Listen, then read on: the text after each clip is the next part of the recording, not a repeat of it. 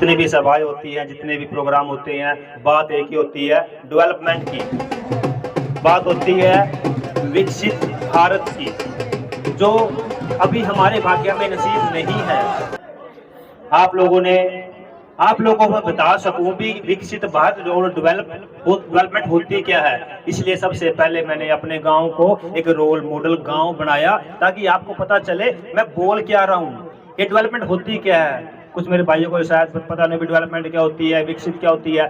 गांव जाम्बा आपने देखा होगा तो उसमें ज्यादातर अच्छी अच्छी फैसिलिटीज हैं, चाहे उसमें शिक्षा हो, स्वास्थ्य हो, सुरक्षा हो, सफाई हो, वो काफी सारी चीजें हैं। अब देखिए वहाँ की सिक्योरिटी देखिए आप, पूरे गांव के चप्पे चप्पे पे सीसीटीवी कैमरा लगे हुए हैं, जितनी भी गलियां हैं उन पे गेट लगे हुए हैं, नाइट वॉचमैन है। तो सोचिए कि उस गांव में चोरी कैसे हो सकती है। जब से लगे हुए हैं 0% चोरी है।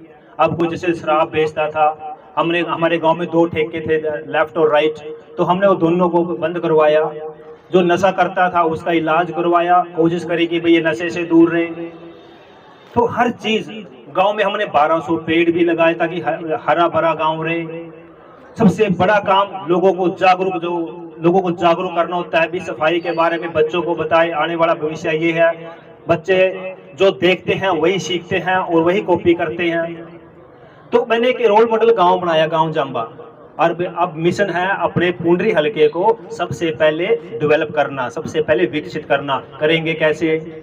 यहाँ तो सारे जात पात में उलझे हुए हैं, यहाँ तो बिरादरी में उलझे हुए हैं, यहाँ तो मैंने पंचायतें होते देखी हुई है, इकट्ठे भाई सारे इकट्ठे हो लो और भाई फलाने तो देनी, फलाने तो देनी। आप लोगों ने पंचायतें तो कर ली, देख भी लिया अभी, हाँ भी सारे इकट्ठे हो जाओ, हमारा चौधरी यू है, जो यू करेगा वही सब कराएंगे और ठीक वोट पावांगे। इन बच्चों का भविष्य का भी देख लो। 25 साल 28 साल हो गए, हमें एक भी यहाँ पे पार्टी का विधायक नहीं मिला। अगर हम ऐसे ही उलझे रहे ना बिरादरियों में, जात पात में, तो फिर भूल जाओ इन बच्चों का भविष्य। Develop country Australia, USA, Canada, 28 country, सैनिकन कंट्री आती है। जापान में अगर आप स्कूल देखो, मैं खुद जापान गया हूँ, मैंने स्कूल देखे हैं वहाँ के। अगर बिलीव करो, अगर आप वहाँ जापान के स्कूल देख लोगे तो यहाँ के स्कूलों में बच्चे भी नहीं भेजोगे। क्या इन बच्चों का राइट नहीं है, इनका अधिकार नहीं है भी हमारे बच्चे भी जैसे जापान के स्कूल हैं, हमारे भी स्कूल ऐसे बने?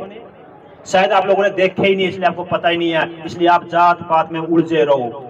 दुनिया कहीं से कहीं निकल गई, हम आज भी बिरादरी और जात पात में उलझे हुए हैं। ना भाई फलाने ने बनाओगे तो मारा, ना भाई उसने बनाओगे मारा, ना भाई परली बेल्ट वाले मारे हो गए, उर्ली बेल्ट वाले इनके हो गए। भाई बस उलझे रहो, देश छोड़ दो पीछा, देश से कोई मतलब नहीं है। लेकिन एक बात भूल गए, घाटा अपना ही है, अपना ही घाटा। जब तक उलझे रहोगे ऐसे ही आपको, मैं सॉरी टू से, मैं माफी मांगता हूँ कहने से पहले, ऐसे ऐसे गांव है, गांव कम गंद ज्यादा है, गांव में गंदगी से भरे पड़े हैं। पीड़ा होती है, दिल दुखता है कि हम किस माहौल में रह रहे हैं, हम कहाँ रह रहे हैं, क्या हम इंसान हैं? अरे कुत्ता भी होता है, वो भी पूंछ मार के अपना बैठता है, और हमने अपने समाज को इतना गंदा बना लिया है। तो इसको सुथरा कौन करेगा, साफ कौन करेगा? बाहर से नहीं आएगा, ये हमने ही करना है। ये कटु वचन है, ये कटु शब्द है जो दिल के पार होते हैं। अगर आपने अब की बार भी ये सोचा कि भाई सोच लो कोई नहीं बात यार, बना लेंगे, उसको बना लेंगे, इसकी बार दे दो, अरे भाई वो तो 3 बार हार गया और सारे मिलकर ना बना दोगे। भाई माना गया था भाई 3 बार भी तो इलेक्शन लड़िए। भाई कॉम्प्रोमाइज मत करिए, किससे? आने वाली पीढ़ियों से, वरना ये धिक्कारेंगी, ये आपको कोसेंगी कि हमें क्या दिया आपने विरासत में। आप पढ़े लिखे हो, सोचिए, 1 बार नहीं 2 बार सोचिए, 10 बार सोचिए, 15 दिन आपके पास सोचने के। 5 अक्टूबर को वोटिंग होगी, और सोचिए कि हमने किसके लिए वोट करना है, कास्ट के लिए करना है, बिरादरी के लिए करना है, या इन बच्चों के लिए करना है। आप मेरे गांव जाम्बा में किसी को भेजिए, इस टाइम मेरे गांव के बच्चे पार्क में खेल रहे हैं, उनके लिए मैंने व्यवस्थित पार्क बनाया है, जिम बनाया है, झूले लगाए हैं। मेरे गांव में भी 100 बच्चे पार्क में खेल रहे हैं। क्या इन बच्चों का अधिकार नहीं है? इसको अधिकार छीनने वाले कौन है? ये आप लोग हैं, क्योंकि आपने हमेशा बिरादरी को ऊंचा समझा, आपने जात पात को ऊंचा समझा, इसलिए बच्चे आज नीचे बैठे हैं। इनका अधिकार नहीं है, खेलने के टाइम, खेलने की उम्र है, खेलने का टाइम है, लेकिन गांव में है ही नहीं ऐसा कुछ पार्क जहां ये बच्चे जा सकें, खेल सकें। किसने छीना इनका अधिकार? छोटी सोच ने। जो हमारे अंदर छोटी सोच है, इनके अधिकार छीनने हैं। कोई नहीं, फिर छीन लो, 5 साल फिर वेट करियो, फिर ठाइयो किसी के झंडे, फिर करियो, चलो भाई देखते हैं भाई इतना बना लो। आज तक आप लोगों ने इंसान बनाए हैं, मैं कहता हूँ पहले बार इंसानियत बनाइए, सब एक होके हल्के के लिए बेस्ट क्या है वो बनाइए। और सतपाल जामगा जी, आपके किसी बात में भी आपको लगता है कि ये झूठ बोलता है, मेरी 100 बात में से भी अगर एक बात झूठ लगती है, मुझे वोट मत दीजिए। मैं वोट मांगने नहीं आया, ना तो मुझे राजनीति करनी आती है, ना मैं राजनीति करना चाहता। अगर मैं जिस दिन इस गंदी राजनीति फंस गया, दलदल फंस गया, मैं उस दिन खत्म। मैं नहीं चाहता ऐसी गंदी राजनीति को, ना मैं करना चाहता। मैं इन बच्चों के लिए, आने वाली पीढ़ियों के लिए आया हूँ, जो इनके अधिकार है, जो डिजर्व करते हैं। ये पढ़े लिखे, आप क्या विश्वास करोगे, पढ़े लिखे इंसान एक अनपढ़ का यहाँ पे मंच पे आप, हाँ आइए हम आपका स्वागत करते हैं, एक पढ़े लिखा बोलेगा कि हाँ भाई इसको बनाइए अनपढ़ को एमएलए, क्या आप स्वीकार करोगे? क्या आप स्वीकार करोगे? तो समझो आप बच्चों को गड़ काट दिया आपने। क्या आवाज उठाएगा विधानसभा में जाके हमारी, वो क्या बात करेगा कि हमें क्या चाहिए मेरे हल्के में? सोचिए, पंजाब नशे की खान बन चुका है, खान। पंजाब का हर तीसरे घर में बच्चा जवान नहीं है, नशे ने खत्म कर दिया, बर्बाद कर दिया है।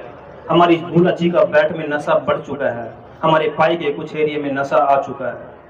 अगर आप ऐसे नालायक नेताओं को लाते रहोगे, हमारी पुश्ते, हमारे बच्चे उनको भुगतते रहेंगे। एक एक बच्चा, हमारे हिंदू रीति रिवाज में जो हिंदू है, हमारे मुसलमान में तो कह नहीं सकता, उनके 5-5, 7-7 बच्चे भी होते हैं, लेकिन हिंदुओं में तो किसी पे 1 है, किसी पे 2 है। सोचिए, एक बच्चा है, नशे की लत लग गई और उसने चला गया इस दुनिया से, उस माँ बाप पे क्या बीतेगी? जागरूक बनिए। अगर आपको लगता है कि सतपाल झूठ बोल रहा है, मुझे वोट मत कीजिए। अगर आपको लगता है सच बोल रहा, मेरा हक मुझे दीजिए। मैं इन बच्चों के लिए हक मांगने आया हूँ। भाई सतपाल जामगा आगे बढ़ो, हम तुम्हारे साथ हैं। भाई सतपाल जामगा आगे बढ़ो, हम तुम्हारे साथ हैं। मेरा 6 साल का बच्चा है, मुझे बोलता है कि पापा आप मुझे पहले मेरे पास रहते थे, मेरे से बात करते थे, अब क्या हो गया, आप कहाँ रहते हो? मगर बेटा, आप जैसे मेरे हजारों बच्चे हैं, मुझे उनकी भी फिक्र आ गई है। और इस चीज की शुरुआत मैंने अपने गांव के बच्चों से की है, उनका मैंने अधिकार दिया है। अब मैं आया हूं मेरे हल्के के बच्चों के अधिकार देने। मैं आप पे छोड़ के जाता हूं, ये आपने करना है। आपकी वोट में बहुत ताकत है, आप सत्ता बदल सकती है। अगर आपको लगता है कि बच्चों का अधिकार चाहिए तो बदलिए। यहाँ से जो 28 साल से सूखा पड़ा हुआ है उसको खत्म कीजिए और यहाँ से कम्बल खिलाइए। और मुझे इस बात का प्राउड है कि मैं भारतीय जनता पार्टी का छोटा सा कार्य करता हूँ। ऐसी पार्टी जो दुनिया की नंबर 1 पार्टी है, और ऐसी पार्टी जिसने मेरे देश और मेरे राष्ट्र को आगे लेके गया। मैं जब दुनिया में जाता हूँ, मैं घूमता हूँ, कहते हैं आपका प्राइम मिनिस्टर इतना पावरफुल है कि दुनिया उसको सलाम करती है। बहुत सारे ऐसे हैं सिर्फ मान सम्मान के भूखे हैं, उनको पैसे से मतलब नहीं है कि भाई मेरा मान सम्मान बढ़ रहा है, मेरे देश का मान सम्मान बढ़ रहा है, मुझे वो चाहिए।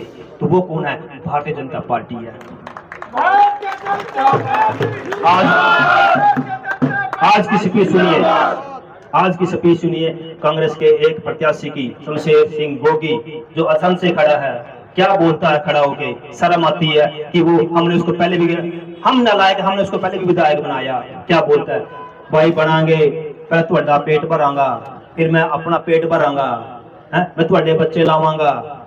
की मतलब भाई? तुसी अपने बच्चे लाओगे, साडे बच्चे किथे गए? गरीबां दे बच्चे किथे गए? असी पागल हां? असी पढ़े लिखे हां? मूर्ख मत बनिए, समझिए, सोचिए कि किसका हक कौन मार रहा है। कांग्रेस राज में हमें क्या नहीं देखा? ना बिजली देखी हमने, टूटी फूटी सड़कें देखी हमने, नौकरियां बिकती थी, पैकेज थे नौकरियों के। डीग में एक गरीब घर की बच्ची डीएसपी लगी है, डीएसपी। और 2 दिन पहले जब हमारी सीएम की रैली थी ना, वो बाप चद्दर लेके सीएम साहब को उड़ाने आया था कि अगर ये पार्टी न होती आज मेरी बेटी डीएसपी न होती। और मैं वादा करता हूं जितनी फैसिलिटी हमें चाहिए पुंडरी में वो आएगी, और मैं लेके आऊंगा। मुझे आपका साथ चाहिए। आप लोगों ने मेरे को ध्यान से सुना, अपना कीमती वक्त दिया, और आपको देना पड़ेगा। हर कोई सतपाल जामगा बनिए, समझाइए लोगों को, जाके अपने रिश्तेदारों को बताइए ये क्यों जरूरी है, कौन जरूरी है, तभी आप लोग जागरूक बनोगे। आप लोगों ने बड़े ध्यान से सुना, अपना कीमती टाइम दिया, मैं आपका दिल से धन्यवाद करता हूं। मैं एक नारा देना चाहता हूं आपको, जोर से बोलिए, भारत माता की धन्यवाद।